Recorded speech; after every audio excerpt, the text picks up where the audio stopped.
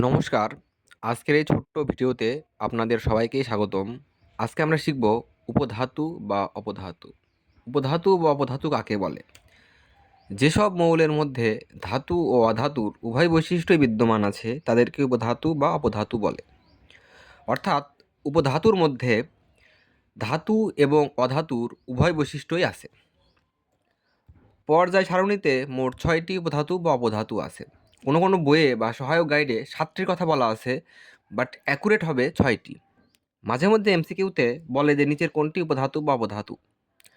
সেক্ষেত্রে কিন্তু আমাদের ৬টা যে উপধাতু বা অপধাতু আছে সেগুলোর নাম জানতে হবে। আজকে আমরা ছোট্ট একটি ছন্দ শিখব, যেটার মাধ্যমে সহজেই এই ৬টি উপধাতু বা অপধাতু মনে রাখবো। ছন্দটি হচ্ছে: জি স্যার আসেন, সাবধানে টুলে বসেন। জিতে জার্মেনিয়াম, সারতে সিলিকন, আসেনতে আর্সেনিক, সাবধানেতে অ্যান্টিমনি, টুলেতে টেলোরিয়াম অ্যান্ড বসেনতে বোরন। আমি আবারও বলছি, জি স্যার আসেন, সাবধানে টুলে বসেন। Germanium, silicon, arsenic, antimony, tellurium, boron. এখন আমরা একটা কোশ্চেন সলভ করব, তাহলে এই কনসেপ্টটা একদম ক্লিয়ার হয়ে যাবে। এখানে বলা হয়েছে নিচের কোনটি অপধাতু। এই কোশ্চেনটা এসেছিল বাংলাদেশ কৃষি বিশ্ববিদ্যালয় ৫-৬ সালে এবং শেরে বাংলা কৃষি বিশ্ববিদ্যালয় ১৪-১৫ সালে।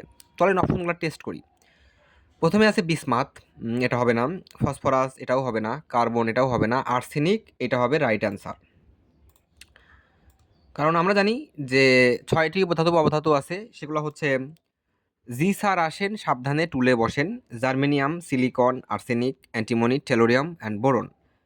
তাহলে এখানে রাইট অ্যান্সার হবে হচ্ছে আর্সেনিক। তো ভালো থাকবেন সবাই।